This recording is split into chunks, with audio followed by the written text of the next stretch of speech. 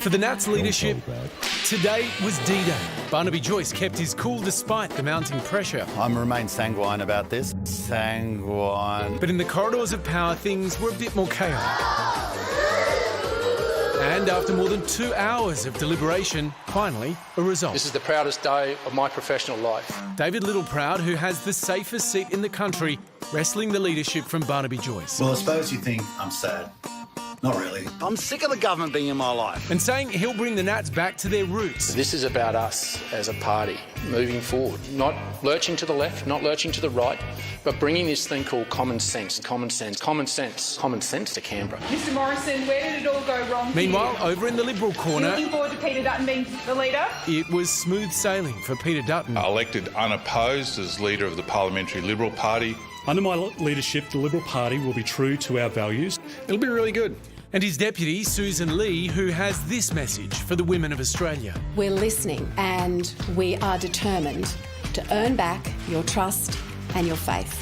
The new Liberal leader addressing his refusal to attend the 2008 apology to the stolen generations. I am sorry.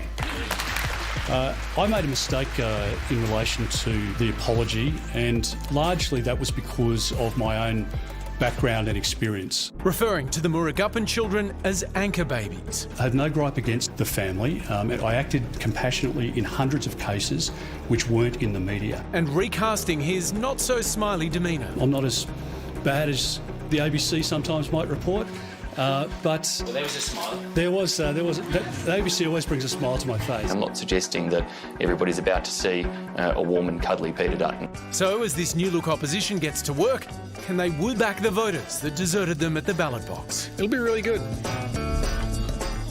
Former Liberal MP Dave Sharma lost his seat of Wentworth last weekend and he joins us now. David, is Dutton the right man to lead the Libs back to government? I think he is. He's one of our most experienced members of Parliament. He represents an important state in Queensland, but he's had experience all around the country. He's held a large number of important national security portfolios and was Assistant Treasurer under the Howard government. And I think the thing I like about him is he's not an ideologue. He listens, he takes advice, he's a pragmatist, he's interested in getting results. And I think he's the right person to help bring us back together and help us recover after what was a pretty bruising loss. I'm really curious about this idea that we've all got the wrong impression of Peter Dutton, and it's all just because of his difficult portfolios that we've formed this impression. You know, he voted no to same-sex marriage. He walked out on the apology to the stolen generations. He scared the pants off people about African gangs in Melbourne. I don't think any of that had much to do with his portfolios, did it? Well, I'd also say, though, that it was Peter Dutton, and I wasn't in the party room then, that brokered the compromise that allowed us to have the plebiscite on marriage equality. Yeah, but come on, Dave, just speak to those issues. I mean, those are really significant moments in our nation's history in recent years. And I just don't know that this idea of him being soft, comfortable, genuine, loving, quite chimes with his actual record when it comes to standing up and saying things and doing things in public. Yeah, look, I'm not going to pretend that he's a moderate or anything else like that. But the thing that strikes me is he's got a very loving family. He's a very decent person, very warm and generous person. Certainly he's got conservative views on a number of issues, and he's been a pretty stout defender of Australia's national security and a tough approach to crime and immigration and whatnot as well. So I'm not going to pretend that he can do a political reinvention of himself. He can't. But there's more facets to his personality than you might expect, is the point I'm trying to make. Yeah, he does have that side of him. I agree with you, Dave, but you're sounding like a rusted-on Liberal. You lost your seat, mate. I mean, you can have a whack at them now. You're not actually still in Parliament. You lost Wentworth with Scott Morrison in charge. What do you think the swing in Wentworth to a Allegra Spender would have been if Peter Dutton was running the show? Look, I don't know. These hypotheticals are always hard. I took about a 6.5% swing against me, which is, not dissimilar to some of the swings we saw in other seats. I wouldn't have supported changing the leader before the last election. I think sometimes it unleashes a whole lot of forces that you have no idea what they're going to be or how you'll control them. But I guess the point I'm making, not that you would change leader before the election, but you've now got Peter Dutton in charge. It's going to be very hard to win that seat of Wentworth back, I would have thought it harder with him running things.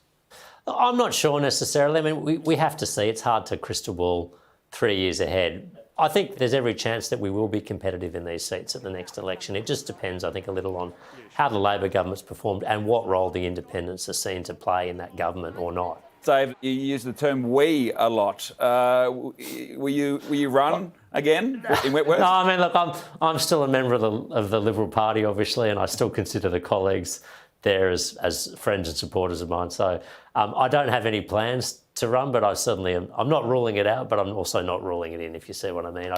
I'd love to find a way to serve again, but I'm also very respectful of the verdict of the voters, and they've made their decision, and I'll get on and do other things, but I'll keep my eye open for other opportunities. Dave, we're going to have to leave it there. Thank you so much for joining us. Thanks for having me on this evening. It's going to be a fascinating 3 years, isn't it, when you consider that the person who would have been the new Liberal leader, Josh Frydenberg's not there now. But everyone suspects his political life is not over, and so that would mean that he would be found a seat at some point, someone will retire, and he goes back into politics. If it had been a contest today between Peter Dutton and Josh Frydenberg, I still think Peter Dutton would have won. Really? Because I think the party's been convinced that they need to shift to the right because they're not winning in the middle, and the Labor Party's got that ground covered. Why do this whole remake of Dutton's image? Why not just say, you know what, I play it pretty, hard and fast. I'm a tough guy. Yeah. These are difficult, complicated times, and that's what I bring that's different. Well, I think that's what he did today. He came out swinging when he had that media conference. I mean, that interview at the weekend in Stella magazine was something within the party. They would have tried to soften him up a bit. That's not the real Peter Dutton. I mean, I've interviewed Peter Dutton hundreds of times. Which one's the real? Peter Dutton is the tough guy who was running immigration and defence. So why carry on about all this other Well, stuff? it's not his choice to do that. Oh, come on. He had one picture with his family and they wrote a magazine article about it. He came out today and made it very clear that what you've got there now is the new Tony Abbott, and that's how he's going to run the opposition. Right.